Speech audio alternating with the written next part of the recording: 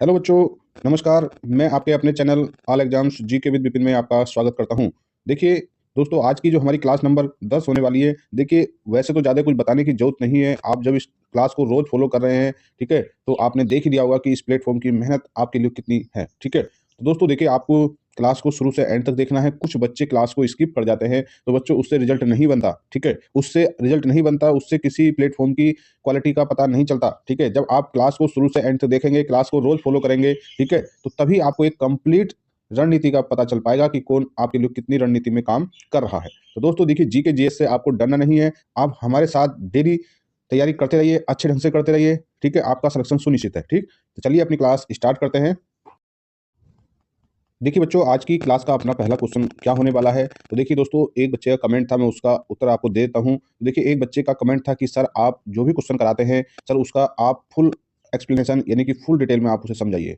तो बच्चों, इसके लिए आपको भी कमेंट करना है, क्या आप इस बात से सहमत हैं। अगर आप इस बात से सहमत हैं तो बच्चों, हम जो भी क्वेश्चन आपको कराएंगे उसमें सभी आपका कोई डाउट नहीं रहने वाला, ठीक है। तो उसकी फुल डिटेल आपको बताई जाएगी, ताकि उससे आने वाला भविष्य में किसी भी प्रतियोगी परीक्षा, चाहे वो रेलवे हो या किसी फोर्थ लेवल का हो, टीचिंग का हो, जीके जीएस के उस टॉपिक से आपका कोई क्वेश्चन मिस नहीं होने वाला, ठीक है। तो चलिए अपना क्वेश्चन स्टार्ट करते हैं, क्लास देखते हैं। आज की पहली क्लास, पहला क्वेश्चन हमारा क्या होने वाला है। तो देखिए क्वेश्चन कह रहा है दोस्तों, क्वेश्चन कह रहा है कि नवंबर 1525 में स्थापित होने के बाद बाबर दिल्ली से 80 किलोमीटर उत्तर की ओर पानीपत में, ठीक है, ध्यान देना है, पानीपत में 21 अप्रैल को, ठीक है, 21 अप्रैल 1526 को इब्राहिम लोदी से मिला। कहने का मतलब यह है, ये वही घटना है जब बाबर और इब्राहिम लोदी के मध्य पानीपत का प्रथम युद्ध हुआ था। दोस्तों इस युद्ध में कुछ ऐसी रोचक घटनाएं रही हैं, क्योंकि जो बाबर था वो विदेशी था, वो भारत में आया हुआ था। तो जो भारत में लोधी वंश दिल्ली पर शासन कर रहा था उस समय, तो दिल्ली का जो सुल्तान इब्राहिम लोदी, ठीक है, इब्राहिम लोदी और बाबर की मुलाकात पानीपत में होती है, और वहां पर ही 21 अप्रैल 1926 को पानीपत का प्रथम युद्ध होता है। इस युद्ध का बच्चों, इस युद्ध का निर्णय ये निकला कि आखिरकार इब्राहिम लोदी रणभूमि यानी कि युद्ध के मैदान में मारा जाता है। और देखिए, युद्ध के मैदान में ही मारे जाने वाला यह पहला सुल्तान था, ठीक है। और इब्राहिम लोदी मारा गया, उसके बाद बाबर ने मुगल वंश की स्थापना कर दी। तो इससे कई क्वेश्चन बनते हैं कि बाबर ने पानीपत के प्रथम युद्ध को जीतकर मुगल वंश की नींव रखी, ठीक है। कभी कभी ये पूछा जाता है कि भारत में मुगल वंश की नींव किसने रखी, तो बाबर ने रखी, ठीक है। आपको बहुत अच्छे से ध्यान रखना, ठीक है। चलिए नेक्स्ट क्वेश्चन देखिए। देखिए नेक्स्ट जो क्वेश्चन है वो कह रहा है कि खानवा का युद्ध किस वर्ष हुआ। तो देखिए, जब पानीपत के अगले ही वर्ष खानवा का युद्ध हुआ, ठीक है, कब हुआ, 1527 में हुआ। तो देखिए, बाबर ने बच्चों 4 युद्ध लड़े, 1526, 1527, 1528 और 1529, ठीक है। 4 युद्ध लड़े, चारों में बाबर की जीत हुई है, ठीक है। चलिए आगे देखिए। देखिए अगला क्वेश्चन कह रहा है बच्चों कि मुगल साम्राज्य की स्थापना, देखिए आया क्वेश्चन है कि मुगल साम्राज्य की स्थापना 1526 में किसके द्वारा की गई। तो शायद आप जब ऊपर आपने क्वेश्चन के बारे में पढ़ लिया है, पूरी डिटेल से आपको बता दिया गया है, तो इसका आंसर ढूंढने में, करने में आपको बिल्कुल भी दिक्कत नहीं होने वाली। तो प्यारे बच्चों, इसका जो आंसर है बाबर है, यानी कि 1526 में मुगल वंश की स्थापना, मुगल वंश का जो संस्थापक था वो था बाबर, ठीक है। आगे मुगलों का बहुत ज्यादा यहाँ कार्यकाल देखने को आपको मिलने वाला है, ठीक है। तो देखिए दोस्तों, अगर अभी तक आपने इस प्लेटफॉर्म को, इस चैनल को सब्सक्राइब नहीं किया, तो कृपया सब्सक्राइब करिए, और इस तरीके की बेहतर तैयारी के लिए आप हमारे साथ जुड़ जाइए। अगर पहले से जुड़े हैं दोस्तों, तो कृपया क्लास को लाइक तो करना आपका फर्ज बनता है, ठीक है। जिस तरीके से हम आपके लिए एक रेगुलर तरीके से मेहनत कर रहे हैं, आपके पूरे सिलेबस को कवर करने का प्रयास कर रहे हैं परीक्षा से पहले, तो दोस्तों आपका भी कर्तव्य है कि आप ज्यादा से ज्यादा इस क्लास को अपने दोस्तों में शेयर करें और क्लास को लाइक करें, ठीक है। चलिए आगे देखिए, अगला क्वेश्चन क्या है बच्चों कि पानीपत का प्रथम युद्ध किस वर्ष हुआ। तो प्यारे बच्चों, मैं आपसे बताना चाहूंगा, मैंने आपको पहले वाले क्वेश्चन पर ही सब कुछ डिटेल, इतनी डिटेल बताया कि आपके देखिए नीचे 3-4 क्वेश्चनों के आंसर आपको मिल रहे हैं, ठीक है। तो आपने पता है, आपने ऊपर पढ़ लिया है बहुत अच्छे से कि पानीपत का प्रथम युद्ध जो है बाबर और इब्राहिम लोदी के बीच हुआ। इस युद्ध में इब्राहिम लोदी बाबर के हाथों रणभूमि में ही मारा गया। तो यह युद्ध दोस्तों 1526 में हुआ, ठीक है। चलिए देखिए, पानीपत के युद्ध की बात है, तो मैं आपको पानीपत के 3 युद्ध हुए उनके बारे में भी जानकारी यहाँ पर दे देता हूं। तो देखिए, पहला युद्ध जो है पानीपत का 1526 में लड़ा गया, ठीक है। दूसरा जो है 1556 में लड़ा गया, ठीक है। और तीसरा युद्ध बच्चों जो 1761 में लड़ा गया, ठीक है।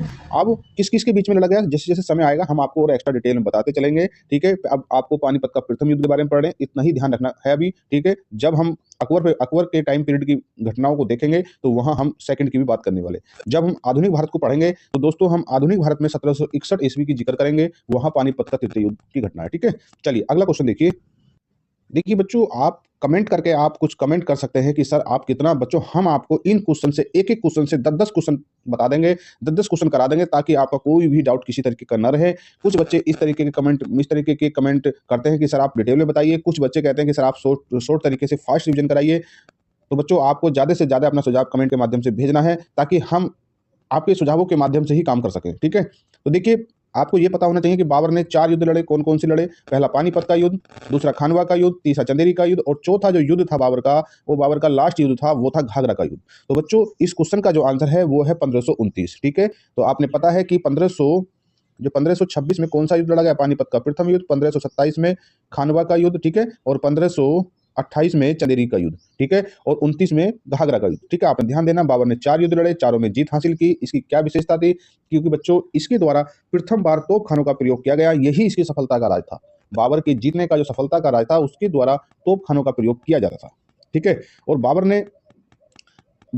ने कलंदर की उपाधि हासिल की थी। इस शब्द को सुनना, ये बहुत कम आपको देखने को मिलता है कि बाबर ने कलंदर की उपाधि हासिल की थी। बच्चों, ये परीक्षा में क्वेश्चन पूछा गया था, बहुत बच्चों का ये क्वेश्चन गलत हुआ था, ठीक है? ये कलंदर की उपाधि किसने दी गई? तो बाबर को दी गई थी, ठीक है?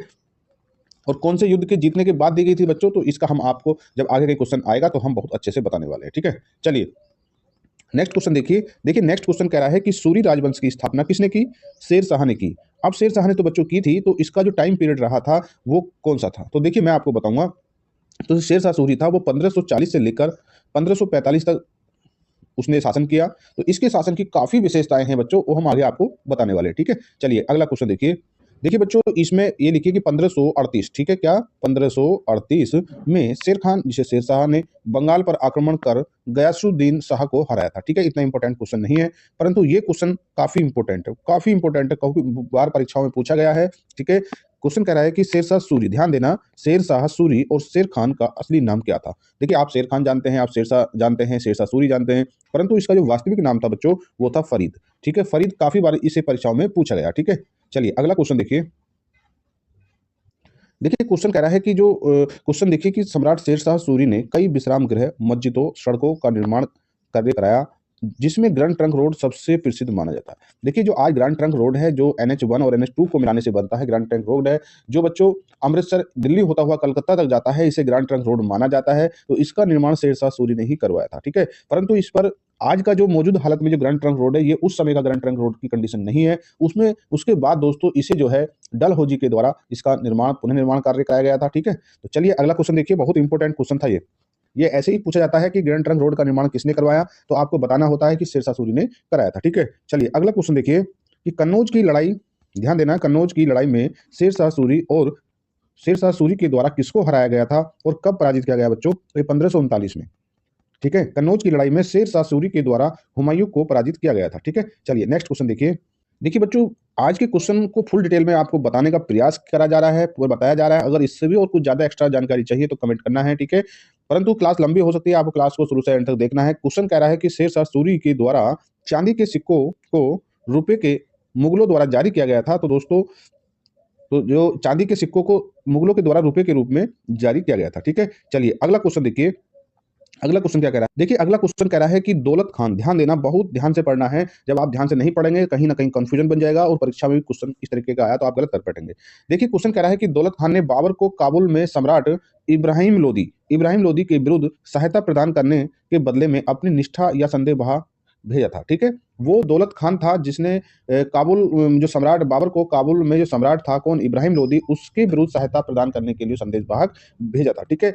चलिए, देखिए, अगला क्वेश्चन आया है जिस क्वेश्चन के बारे में शायद हम जिक्र कर चुके हैं कि लॉर्ड डलहौजी ने ग्रैंड ट्रंक रोड का पुनर्निर्माण कार्य कराया था, यानी उसकी मरम्मत कराई थी, ठीक है? चलिए, देखिए, इस तरीके का क्वेश्चन आएगा तो आपको डलहौजी लगाना है, क्योंकि डलहौजी का जो टाइम पीरियड था प्यारे बच्चों, वो 1848 से 1856 तक रहा, ठीक है? ये आपने ध्यान देना है, ठीक है? क्योंकि वो 1540 के आसपास की घटना थी और ये 1800 आप 40 के बाद ही मान लीजिएगा, लगभग 300 वर्ष प्लस की घटना है। यानी कि जब जो है शेर शाह सूरी ने जब इस रोड को बनवाया था, उसके 300 वर्ष से बाद में ही डलहौजी का शासन आया और उसने इसे पुनर्निर्माण कार्य कराया, ठीक है? चलिए, नेक्स्ट क्वेश्चन देखिए।